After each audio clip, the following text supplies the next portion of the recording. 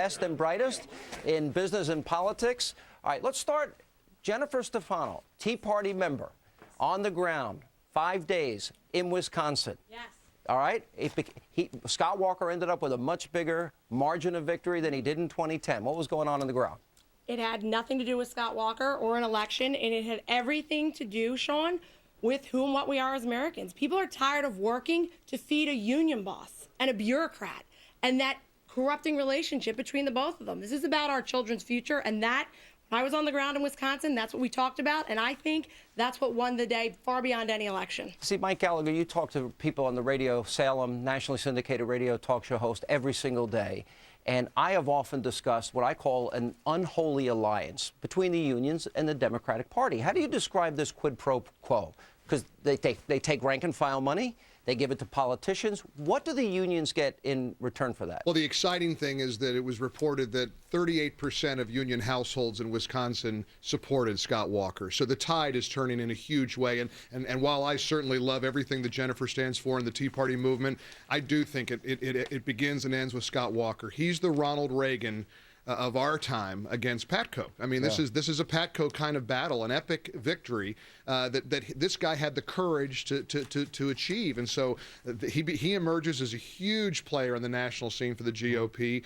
And I don't think Rich Lowry's wrong when he says it's the death knell for public sector unions. I think it's the death knell as well. Now, Clint, it's interesting to me. I take two things out of the election in Wisconsin. One, a courageous, principled politician that didn't back down, didn't equivocate, enormous pressure brought to bear on him. I take that out of it. And I am inspired by the people of Wisconsin. It seems that fiscal responsibility won the day, not special interest for once. That's right. Don't forget, Wisconsin is the land of Bob La Follette. This is a union state. Progressive movement started in Wisconsin. It's not just Democrats who are beholden to the union. It's Republicans who are weak-kneed and won't stand up to them. And Scott Walker, I think, has so much backbone to spare that he may buck up a lot of other Republicans, including, I hope, Mitt Romney. You see, I agree with you. I think the message that is sent is that if voters put you in to institute tough reforms, that if something happens, they were there for him. Monica, what do you think? That's exactly right. The vote in Wisconsin showed that if you have the back of the taxpayer will have your back when push comes to shove and the unions put the screws to these politicians. The fact that Scott Walker did not back down, the fact that he held to his guns on this and protected the taxpayer, which has been a novel concept. I mean, mostly Democrats have had this corrupt, incestuous relationship with the government sector unions. And by the way, they are government sector unions, not public sector unions. We ought to call them by their proper name, government sector unions. They've had this incredibly corrupt relationship, been in bed with the Democrats for decades. And what Scott Walker did was slam a padlock on the door of the candy store at which both sides have been gorging for decades. And of course, the unions went bananas. But again, the taxpayer said, finally, we have somebody in office who's protecting us and our interests. The American taxpayer is pissed, Sean. We're going to see it not just in Wisconsin, but nationwide. I agree with you. David Limbaugh, you just wrote the encyclopedic definitive book. It just came out this week on Barack Obama. Talk about the relationships that he has. You know, when you go back in his background and social justice and Acorn, is it all intertwined here? Yes. Well, he views this as a class struggle. He wants to pit labor against business. So The Great Destroyer is the book I shamelessly promote. I will agree with my two colleagues on the elitist back row upper tier here, but I would like to merge their two ideas. So in other words, they're the ones you want to take their seats and redistribute it. Is that next it? Time? Next so time. Everybody will be sitting on the top row, David? If we can do that next time, I'd appreciate it. But I want to merge their two ideas. It has to do with both the triumph of Scott Walker and a national referendum on Barack Obama. People are tired of fiscal irresponsibility. Scott Walker said, I'm going to balance this budget. I'm going to get our economy growing. The Democratic machine threatened him. They even stopped the legislature. They ran out. The reason they ran out in Wisconsin is not because they're babies. They're going to lose. No, they ran out so Obama could community organize and bring his thugs in and organize this recall. Well, the lesson here we need to take is Mitt Romney needs to be watching. You stand up for principled conservatism. You don't grovel to this amorphous, non-existent, independent center. You become a principled conservative.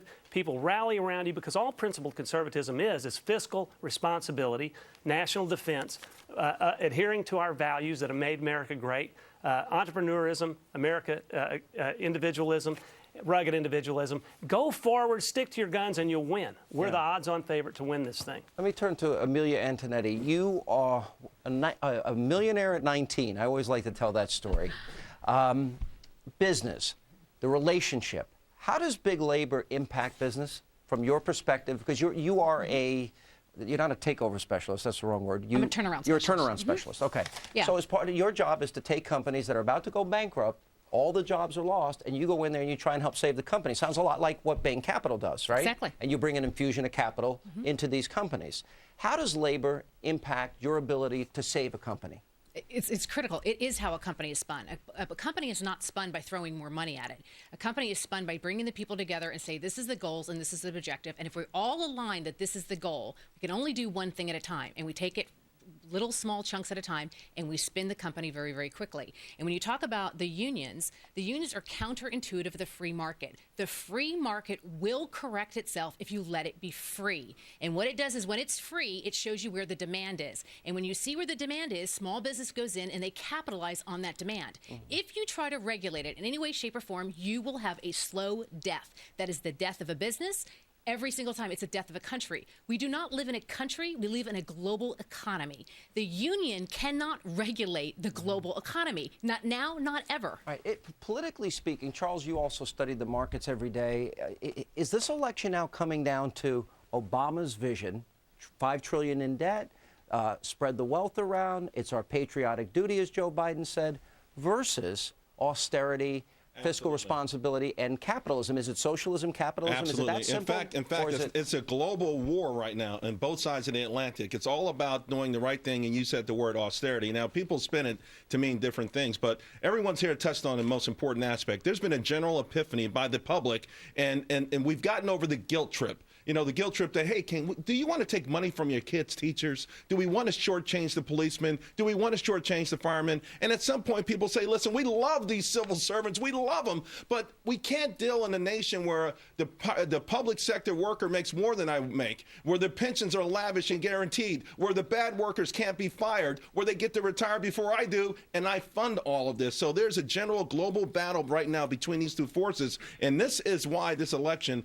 is so critical, so important, because if people choose the way it's been, then we're just doomed. We're absolutely doomed. All right, everybody stay right there. I know we got to hear from this side of our great audience, including John Stossel. I'm standing on his spot right there. It says John Stossel. But we have a lot more coming up with our studio audience coming up later in the show. Plus, Wisconsin Governor Scott Walker, John Stossel, David Limbaugh, they're all here tonight. But first, we're going to examine how union thuggery on display during the Wisconsin recall election should serve as a warning sign of things to come for Republicans ahead of the November elections and the impact that it'll have on 2012 as we continue this special edition of Hannity.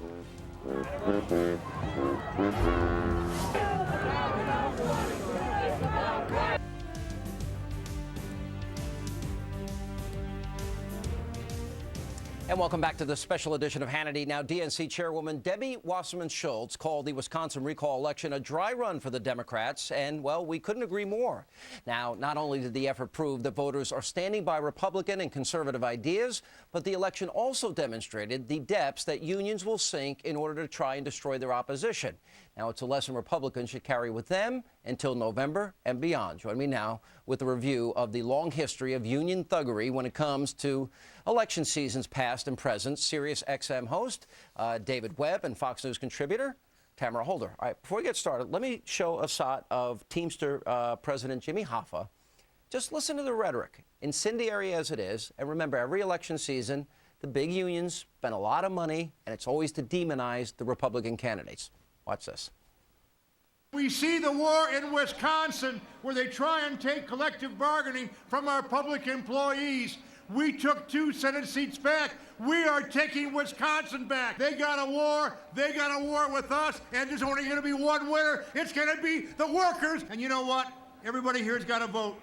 If we go back and we keep the eye on the prize, let's take these out and give America back to America where we belong. Let's take these SOBs out. Take them out. War, is that the type of rhetoric do you think we ought to be having when there's honest disagreement about how to get a $3.6 billion budget deficit in balance? It's a war, trying to take people out, those SOBs out. You support that? Sean, okay, Yes. you're the guy that brings up war every time we talk about any subject whatsoever. War on women. No, that's the Democrat war on the Republicans. I'm asking, listen to this. We're going to take those SOBs out. Why? Because he's not going to get his special interest viewpoints withheld by the voters? Okay, so maybe he got a little excited, but the point is a little excited that people are losing their jobs. People are losing all of their rights to negotiate contracts. These are contracts that have already been entered into. Wait a minute. That you guys want. The state of Wisconsin had a $3.6 billion budget deficit. Now we have a $150 million surplus in the state, and taxes were cut for property owners. So the question is, who wins out here? Well, on top of that, 30,000 jobs were actually created. Then you look at the downline from those jobs. Also, it benefits the people, the 38+% that voted for Scott Walker. A lot of them are private sector. They belong to private unions. They don't like those same government sector, I'll use Monica's term properly, taking their funding and taking their taxpayer dollars. This is about real austerity, real fiscal conservatism, and frankly, solutions. They got better health benefits, more choices, not one or two choices that cost them, by the way, over $200 more per month as a union. This is about money. Hang on a second. Compare Wisconsin, where the deficit is now gone. They now have a surplus. Is that good for Wisconsin? The unemployment rate's 6.7%. Scott Walker in the last year created just under 30,000 jobs. Is that good? As a result of these policies, is that good for the people of Wisconsin, for all of Wisconsin? Sure, he has done good things for Wisconsin, but that's why he didn't get recalled, isn't it? He also outspent his opponent by what, 27 to 30 million? No, that's not true. The numbers are wrong. Those numbers are false. That's the talking point that is false. The union spent $23.4 million to $20.5 by the Republicans. $63 million was spent on the total election.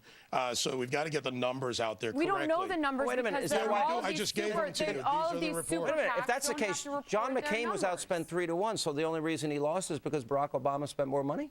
No, I don't think that that's the fact. I think that. Why did you bring it up? Well, because no Republican has won in Wisconsin since 1984. So you want to look to Wisconsin because you think that Romney's going to win Republican there? just won. His name is Scott Walker. But he's not Romney. All right, and not to mention the Obama is lieutenant still governor. winning at excess. Well, we'll exit see, polls. but it certainly seems that this is going to be in play. We'll get into this in more detail. Well, not only is this, but here's the point that Tamara misses. When the curtain closes on the voting booth, that person, that Wisconsinite, is making a choice. At that point, no union, no amount of money on either side makes their choice. They push the button or pull the lever accordingly. They've decided by a large percentage that this works for their state, and Americans are taking that same approach. Sean, it's that self-imposed austerity. We have decided that we can't spend more than we have. We're seeing real results, principled leadership, and now we have a governor that can go forward. And by the way, for Wisconsin and the rest of the country, this can happen in your state, not bankruptcy in San Jose, California, not Los Angeles spending hundreds of millions on solar. Let's go for real reform, real problem solving. Let's go for Americans for Prosperity and Citizens United and all of these super PACs that can put all of this money into these Republican candidates. So, instead of grassroots. They're super PACs too, so what's your point? Wait, can people express their opinions by giving money and donating money and raising money for candidates they agree with? Do you not support the freedom of speech aspect of that? I think that it was the stupidest opinion I've ever heard of. Freedom of speech. Then Barack Freedom of speech, Obama because should get rid of his super PACs. So you want to limit how much money people can donate to candidates that they believe in? Under the table, secretly? No, not under the table. Well, see, here's what the corporations want to do. They don't want to pay taxes here. They want to cut employees. They want to send them over to China. Why are you demonizing corporations? Real quick question. Should Barack Obama get rid of his super PACs and the unions as well? Sure. Yes or no? If the right is going to do it, the left should too. Wait a minute. Obama said that he was going to lead the way, and then he changed his mind. Yeah, a little contradiction there. Okay, all right. Back to narrative. Thank you guys for being with us. And coming up, David Limbaugh exposes how the president's close ties to big labor is the driving force behind the administration's relentless assault on capitalism. But first, the only governor in American history to survive a recall, Wisconsin Scott Walker, is here tonight on this very special edition of Hannity as we continue.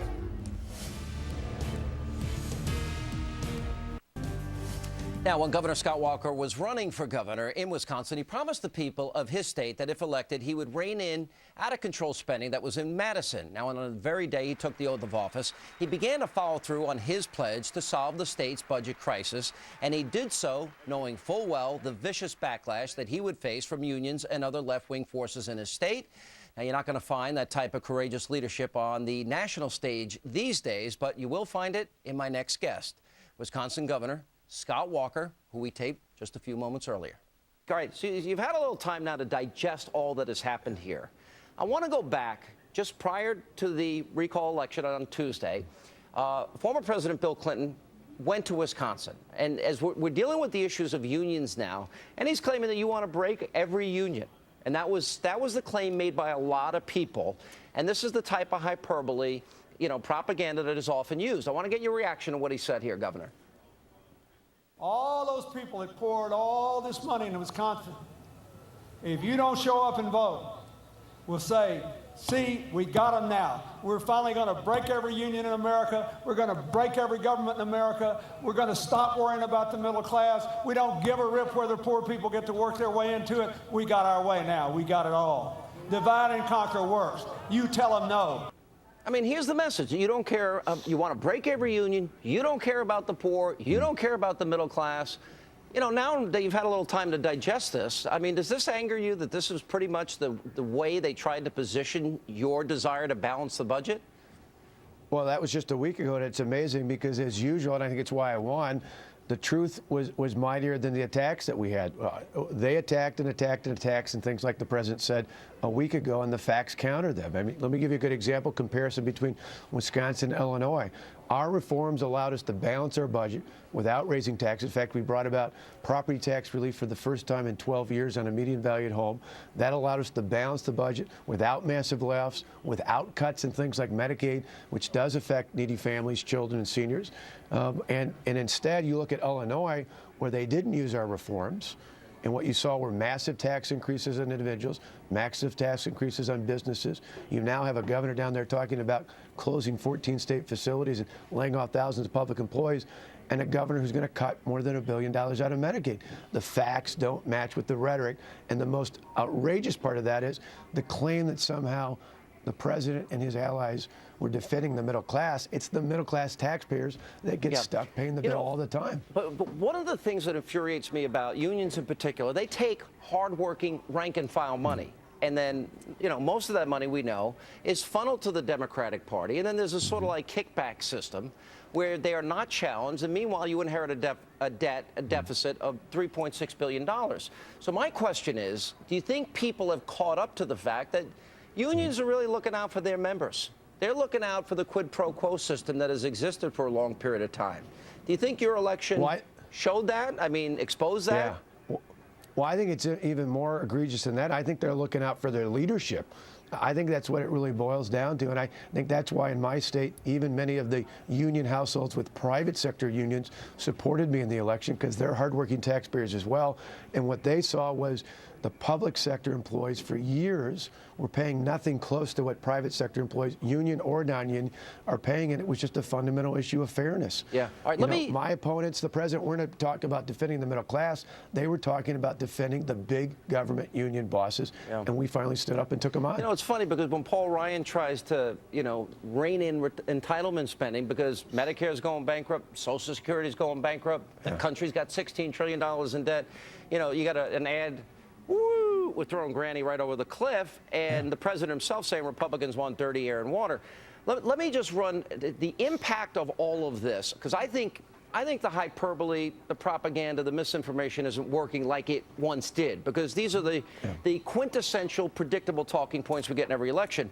There was an ad that came out the day after the election this week, and liberals, in their own words, saying how important it is. Now they're trying to downplay. But let me play this ad for you.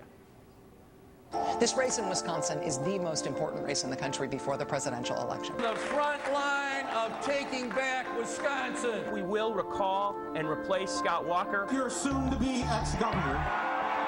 Where do I sign? And that will affect every race in every partisan election on every ballot, from the race for dog catcher on up to the race for president. And all these bully governors across the country, knuckle up! Knuckle out! This race in Wisconsin is the most important race in the country. We made a mistake doing that. Does the result tell us something about November? No, I don't think so. This is a gubernatorial race with a guy who was recalled. Has nothing to do with President Obama at the top of the ticket. Probably won't tell us much about a future race.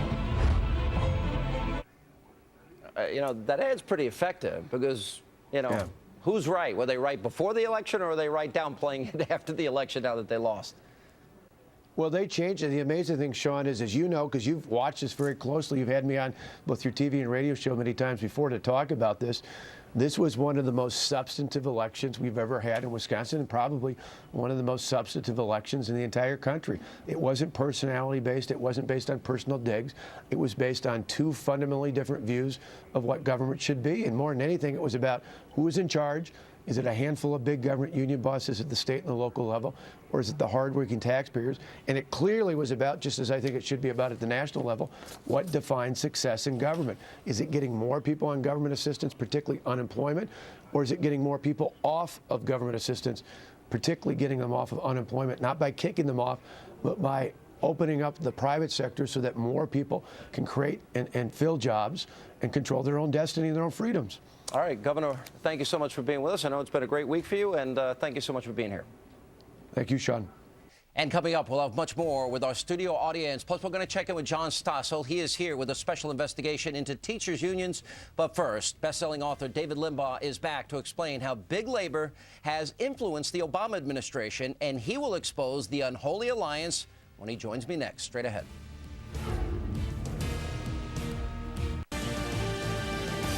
And welcome back to the special studio audience edition of Hannity as we focus on the influence that unions have over countless aspects of our lives. And at the moment, one of big labor's biggest fans happens to reside inside the White House. Now, from the moment that he burst onto the national scene at the 2004 Democratic Convention, Barack Obama made the calculated political decision that he would side with unions, that is, as long as he got something in return. And it's that sad fact, this unholy alliance, that the driving force now behind what my next guest calls the president's anti-business bias. Now, he is the best-selling author of The Great Destroyer, just out this week. David Limbaugh, back with us. And by the way, full disclosure, Mr. Limbaugh has done some legal work for me over the years. Thank you for being with us. Thank you. You know, I read your book cover to cover. And I look at Barack Obama, and I remember what he said when he was running for office. He said, you know, if they try to take away your collective bargaining, I'm going to put on my walking shoes, and I'm going to get out there, and you're going to have the President of the United States walking with you. Yeah. The only thing the unions got in this case, the Mayor Barrett, was a tweet the night before the election. Yeah. So what happened to the... Obama is rabidly anti-business, and he's rabidly pro-union. It's flip side of the same coin. You know, we've got concrete evidence of that. Look what he did with the GM Chrysler takeover, where he subordinated the secured creditors' loans wholly illegally, wholly capriciously, in favor of his union buddies who were unsecured, and he gave them, you know, 50% when they were supposed to get 20%. He did the same thing. He's done the same thing in other areas with the waivers, the health care waivers. You know, he gave out some 1,231 Obamacare waivers. Half of those, or more than half, went to union people. And they only represent 12% of employers. But one of the big claims to fame, I mean, Joe Biden is out there saying, well, you know, GM's alive and bin Laden's dead. But when you look at the numbers, how many billions of dollars has the taxpayers lost as a result of this? And you talk about subordinating people that had invested in GM. That's right. Their money was pushed off to the side. I believe they just lost. Something like $65 billion. In favor of the unions. Yeah, they lost. The taxpayers lost that kind of money. I don't remember. I got so many figures in my head in this massive, wonderful book I've just completed. but it's, you know, they kind of run together, but it's an enormous, unconscionable amount. I mean, Obama claims he is streamlining business regulations. In fact, he's amassing them at a record pace. This NLRB, I mean, this labor memo came out where the union said, I mean, the union recommends that they want to give the unions major influence. This is a secret memo. Boeing wasn't just a single example. They want to give them major influence in major business decisions. Okay, this is important. Like You're talking about the National Labor Relations Yes. Board. It's a secret internal memo. And they wanted influence an impact, and the unions would have impact about where companies could build plants. In bargaining. That's exactly right. But other major decisions, too. They're not supposed to have a major influence on major business decisions like that. But then let me ask you this. As we look at Detroit, one of the great cities in this country, and the last time I was there, my heart's broken.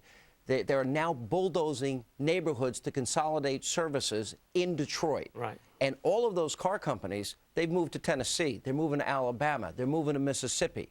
Why? And why is that city now lost about half its population? Yeah, you're not letting the market work, and you're artificially injecting factors in that ought not be considered. And unions have this bargaining power, and they can hold employers hostage. And this is an adversarial relationship, a legally adversarial relationship. Obama has appointed this Solicitor General, labor solicitor, Patricia Smith, who had an abominable record in New York as starting a wage watch program against unions, and she's implemented a worse thing on the federal level. But let's go to the extreme, and I think Detroit became the extreme, where labor got too powerful. Or we can even go back as far as Eastern Airlines. I remember baggage handlers were getting paid $60,000, $80,000, $100,000 a year, as according to some reports. But with this relationship between government, the Democratic Party, and the unions give these politicians money. How did they get their money back? How did they get rewarded? It's an inherent conflict of interest. You've got, in a normal private sector negotiation, you have the employer which has a profit motive, and it wants to preserve its profit motive, at the same time paying high enough wage to take care of the laborers. But in a government sector thing, the Democrats, when they're in charge, see to it that they get high wages in return for big labor, PAC money, and thuggery at the ground level, as we're seeing and as we saw in Wisconsin. All right, David Limbaugh, The Great Destroyer, great new book, just out this week. Thanks for being with us. You sure that was the name of The Great Destroyer? I stumble over it when I say it. Thank you. And coming up, our own John Stossel is here to explain how it became virtually impossible to fire teachers now, no matter how horrible they may be in the classroom. We're going to take a look at what can be done to break the grip that unions have on our public schools and your children. That much more coming up on the special edition of Hannity. And welcome back to the special edition of Hannity. And as we continue to discuss the role that unions play in America, we shift our focus to the American educational system, which has been dramatically altered by big labor. Now, in this day and age, we live in a culture where teachers cannot be held accountable for their failures. And if a student and their test scores are low, well, we're supposed to just turn our heads and let them graduate anyway. I know it sounds ridiculous, but an investigation conducted by Fox Business's John Stossel proves the sad reality that we're now faced with. Watch this. Your results are awful. They're among the lowest in the nation. You make an argument that it's the lowest in the nation based upon the test scores.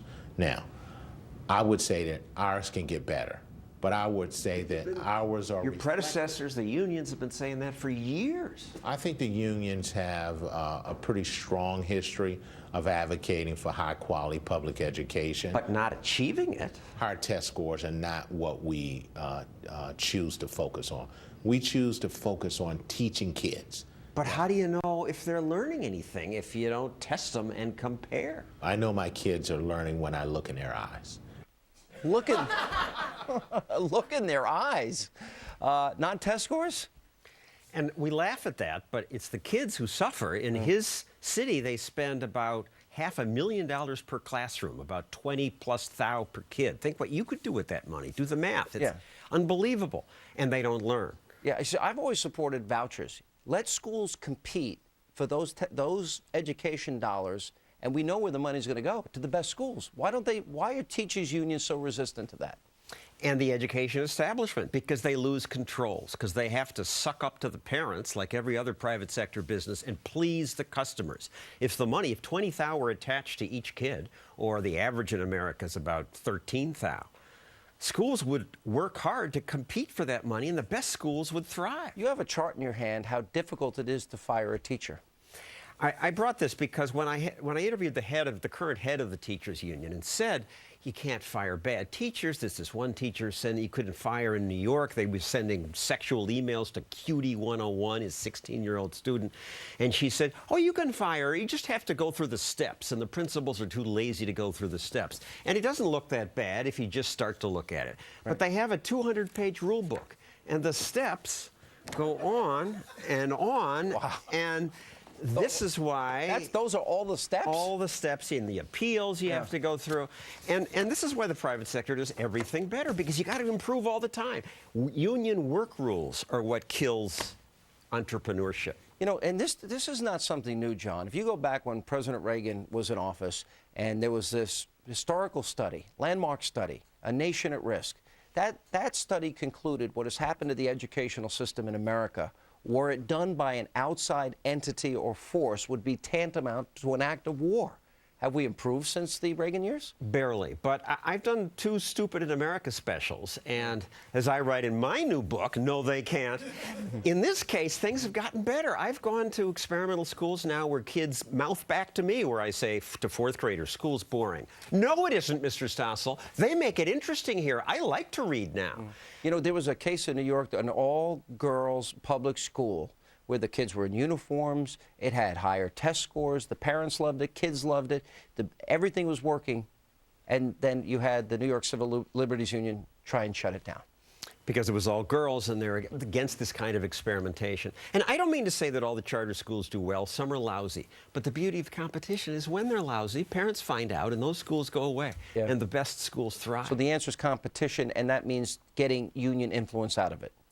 And the blob, the education establishment, even in non-union states, the kids suffer because the rule books are so thick. You got to be able to let the principal fire the bad teachers. All right, John Stossel, great work as always. My next guest is here to explain that not only is there zero accountability thanks to unions, there's zero transparency as well. In Colorado, the Public Employees Retirement Board, funded by taxpayer dollars, has dug itself into a $20+ billion hole. The only problem is that thanks to obstructionism from the unions, nobody knows where all that money went. How convenient. But Colorado State Treasurer Walker Stapleton is demanding answers, and he is here with the latest on that fight. Sir. Sean, America's taxpayers are being lied to. Not only are these unsustainable, lavish public pension plans bankrupting our schools, not only are these pension plans risking state credit ratings all across the United States, not only are they bankrupting cities all across the United States, but to compound the problem, the union interests won't even allow me as a sitting board member of the pension system to get basic financial information so that people can understand the depth of the hole we're actually in. And I think the union interests are not interested in having this information be transparently available because they're fearful of the taxpayer revolt that we saw this week in Wisconsin. They're fearful of the ballot initiatives we saw in San Jose and San Diego, which aren't just Republicans, they're not just Tea Party folks. These are average Americans. These are independents. These are Democrats. These are Obama supporters that are saying enough is enough. Let's stand up and get rid of this mountain of debt, and let's have some accountability. All right, so tell us what you were able to find out. Can you give us some details? Well, I haven't been able to find out anything. I asked for some basic financial information about the defined benefit plan where people were promised a rate of return, a massively inflated rate of return of 8%, Sean, that everybody from Warren Buffett to Michael Bloomberg have said is ridiculous and insane and preposterous. And they keep this rate of return promise on purpose to pervasively underfund the plan and create a liability on the backs of our kids and their kids and future generations of Americans that they have absolutely no clue how to pay for. And so I wanted basic financial information to be able to understand what the future liabilities are of this plan because they affect all of us. We're all investors in the public pension system because there is no Chapter 11 insolvency like United Airlines. If a public pension plan goes bankrupt, ultimately it's the taxpayers that are left with a massive bailout bill. Yeah, and you're saying so it's overly inflated and overly generous, and the taxpayers would be shocked, and there would be an uprising. So that's the reason they just refuse to give you the information. You bet. And we've had to sue them with the Attorney General. And this is transparent information, this is a battle for transparency, which is going on all across our country. And it's critical that we win this battle because it's critical to state budgets going forward. We have $3 trillion of municipal and state pension debt which are going to come due at some point. You add that up to Obama's trillions, and suddenly you're threatening our national security, and all of this is on the backs of our school kids. And, you know, the grand falsehood here is the Democrats and the union interests love to say, you know, we're looking out for the little guy. We're trying to look out for the little guy. This is not about the little guy. This is about the abuses of the system at the high end and the upper echelons of the system. This is people taking advantage of the system to give themselves six-figure pensions. This is about people retiring in their mid-50s for the rest of their lives on the state's dime. This is totally and completely unsustainable. And it's our kids and the future generations of this country that are going to pay the price for it. Right. I think that's the information every taxpayer in every school district, in every state, in every city needs to know about. Thanks for the information. Appreciate you being with us. Thank you, Sean. And coming up, we go back to our always outspoken studio audience of business experts, political commentators. Let not your heart be troubled. Plenty more coming up on the special edition of Hannity.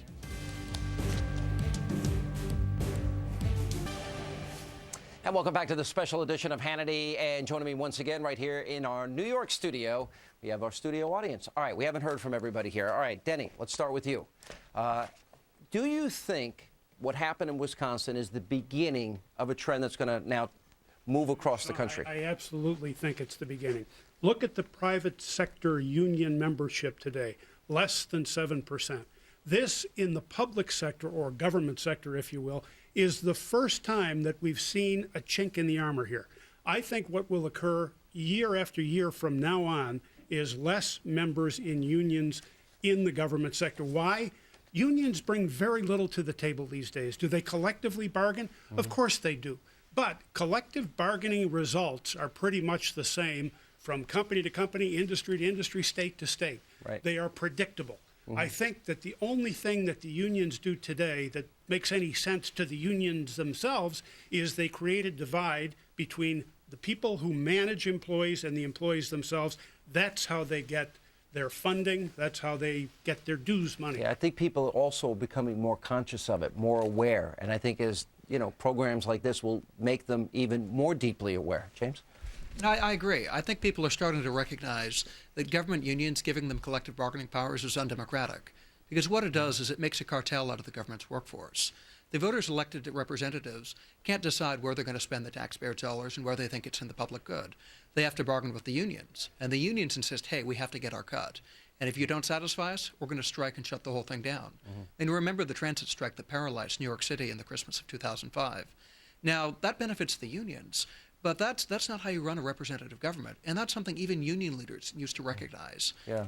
You know, Lindsay, one of the things that I know that has gotten a lot of people angry is when they find out that the people in Washington and some of the union workers, they make a lot more money when you compare the salaries and benefits with their counterparts in the public sector. Absolutely, especially in the private sector, rather. Especially if we're talking about teachers' unions. And let's go back to the teachers' unions. John was talking about how the policies they support are so bad for students. Well, they also are policies that are very bad and very unfair for teachers. You look at Nevada, 7 state teachers of the year were just given pink slips because the union supports seniority-based layoffs. And so despite the fact that these were some of the best teachers in the state, because they're new teachers, they're getting pink slips. That is incredibly unfair for teachers. That goes back to what, you know, John's interview. Well, you have the worst test scores of anyone. How do you know they're learning? I look in their eyes. Todd Starnes, I mean, you've been following unions. You've been following the Occupy movement. You've been at a lot of these rallies. How interconnected are they? Well, Sean, I think the American taxpayers are fighting mad, and they see what these unions are doing, and these government unions especially are very troubling. What happened in Wisconsin is when the people who pay the bills mobilize and go to the polls.